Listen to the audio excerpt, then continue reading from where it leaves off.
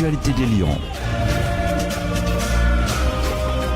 Actu des Lions, l'équipe nationale du Sénégal est sur la dernière ligne droite de ses préparations avant d'entamer la CAN 2023 le 15 janvier prochain face à la Gambie. Mais avant ce choc des voisins, bien les champions d'Afrique en titre affrontent le Niger ce lundi au stade Maître Abdoulaye Wade.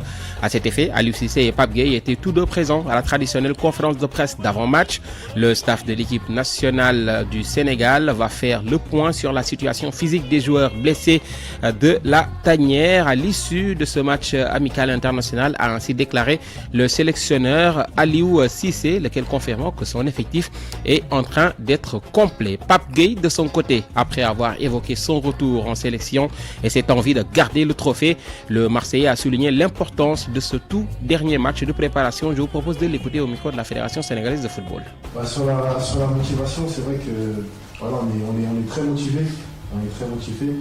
On a cet objectif-là que chaque Sénégalais a en tête, c'est d'aller là-bas pour d'abord montrer que voilà, on est une grosse équipe d'Afrique et de remporter cette CAN. Voilà, on est tous des compétiteurs et voilà, on a à cœur d'aller là-bas pour montrer de quoi on est capable depuis la CAN 2022. Je pense que depuis plusieurs années, on a des très bons résultats en sélection. Donc on ne veut pas s'arrêter à une CAN. On sait que ça va être compliqué, mais Inch'Allah, on fera tout le nécessaire pour amener cette deuxième CAN à la maison.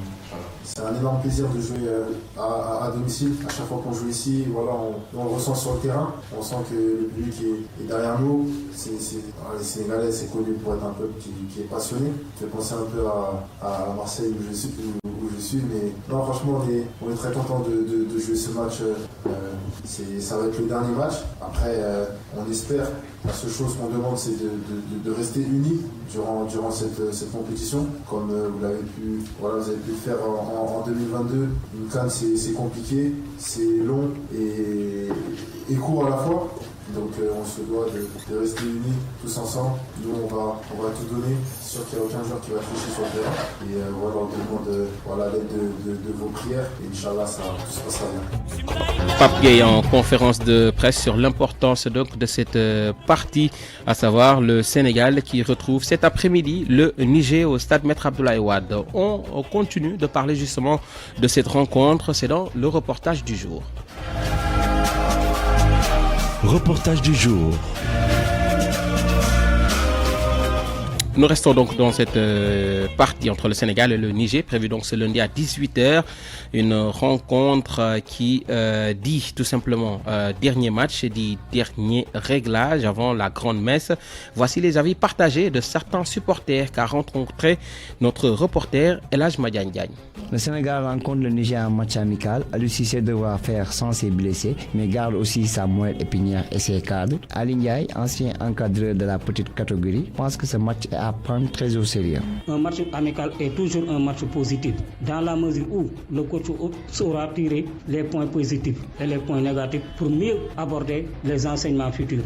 En 2002, en préparant ces matchs amicaux, il avait à rencontrer le Burkina Faso ici même à Dakar et le Burkina nous a battu 4-2 si je ne me trompe pas.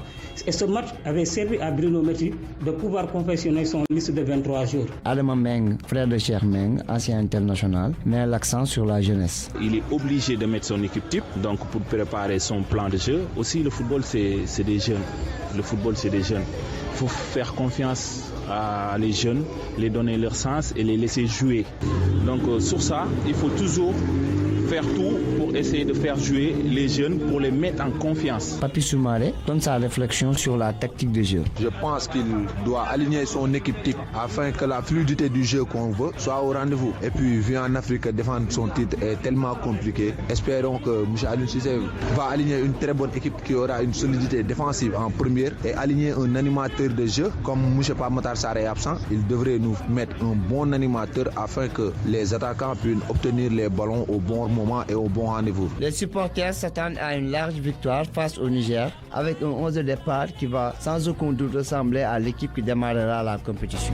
El Hadj Madiagne Diagne. À présent, retour sur le groupe du Sénégal qu'il partage, on le rappelle, avec la Guinée, le Cameroun et la Gambie. Youssouf Boyan continue de nous parler de ces trois formations après avoir décortiqué leur liste avec les entraîneurs, creusés avec les journalistes. Cette fois, il a en ligne de mire les joueurs clés pour ce 8e numéro de votre journal de la CAN. Youssouf Boyan s'est d'abord attaqué au Cameroun qui compte dans ses rangs des joueurs comme Vincent Aboubakar Onana ou encore Ondoa qui avait fait très mal en 2017. N'est-ce pas Youssouf Boyan? Le joueur camerounais le plus en vue en ce moment, c'est André Onana, gardien de Manchester United où il a encaissé 45 buts en 28 matchs joués cette saison en Angleterre. Le Camerounais de 27 ans va jouer avec les Red Devils contre Tottenham le 14 janvier avant de s'envoler pour la Côte d'Ivoire et rejoindre sa sélection qui joue le lendemain, le 15 janvier contre la Guinée. Mais en cas d'indisponibilité pour ce premier match, Rigobert Song pourrait compter sur Fabrice Ondoa qui évolue à Nîmes en national en France. Le cousin d'Onana fait son retour en sélection après avoir raté les 2 dernières CAN. Souvenez-vous, en 2017, c'était lui qui avait arrêté le penalty de Sadio Mané en quart de finale et permis ensuite au Cameroun de remporter sa 5e CAN. Une CAN au Gabon qu'Onana avait boycotté parce que ne voulant pas être la doublure de son cousin Ondoa qui a terminé meilleur gardien de la CAN 2017. Davis Epassi pourrait également être une solution pour Song. C'est lui qui avait terminé la Coupe du Monde 2022 au Qatar après qu'Onana a quitté le groupe en pleine compétition. Mais pour gagner la CAN, il faut aussi marquer des buts et c'est l'affaire de Vincent Aboubakar. 97 sélections, 38 buts dont 8 marqués lors de la CAN 2022 au Cameroun. L'attaquant des Lions indomptables, meilleur buteur de la compétition, a dépassé le record de la légende Eto'o qui avait marqué 5 buts dans une CAN. Pour sa 4e CAN, le capitaine des Lions indomptables va débarquer en Côte d'Ivoire après une saison difficile en Turquie. Malgré ses 11 buts marqués en 22 matchs, son club Besiktas a mis le Camerounais à l'écart pour une mauvaise performance, mais aussi incompatibilité au sein de l'équipe. Vincent Aboubakar va donc profiter de la CAN pour étaler son talent de finisseur. Pour ce faire, il aura besoin de l'aide de Zambo Anguissa, milieu de terrain de Naples en Italie où il a marqué un but cette saison. À 28 ans, il va disputer sa 3e CAN. En l'absence de Choupo-Moting, le Cameroun pourra aussi compter sur un autre buteur, Karl Toko Ekambi. Chahuté à Lyon, il a retrouvé le plaisir de jouer en Saudi Pro League. Avec Abba FC, Toko Ekambi a marqué 7 buts cette saison. En sélection, il est l'auteur de 13 buts en 54 apparitions. Youssouf Boyan sur les joueurs clés du Cameroun. On rappelle que le Sénégal fera face au Cameroun le vendredi 19 janvier. À présent, l'analyse d'un technicien dans votre journal de la CAN. Allo Coach. Aujourd'hui, dans Allo Coach, notre technicien du jour, c'est Issa Mounir Sonko, coach de l'AIC Atlantique, qui est revenu donc sur la charnière centrale du Sénégal. Rappelons qu'en 2017, Kalidou Koulibaly était avec Karabouet dans l'axe. En 2019, il l'a partagé avec 2 joueurs, à savoir Salif Sané et Cheikhou Kouyaté. En 2022, année du sacre avec Abdou Diallo. Et pour cette année 2024, on se dirige vers une charnière Koulibaly-Niakhaté. Qu'en pense-t-il? Tentative de réponse.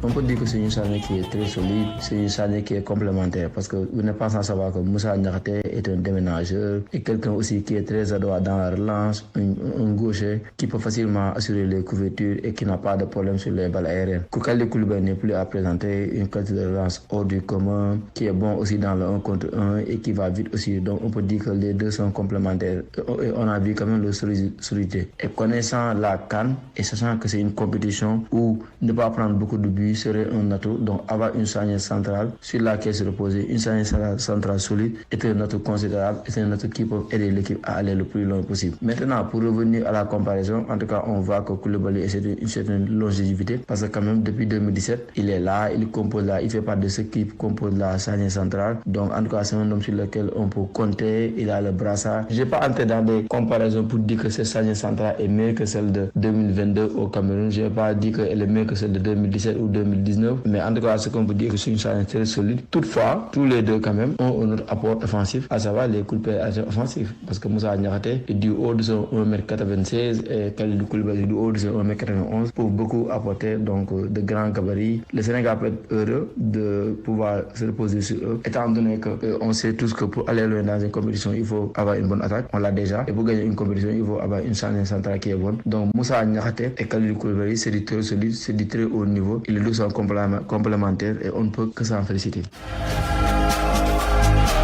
Autre actu.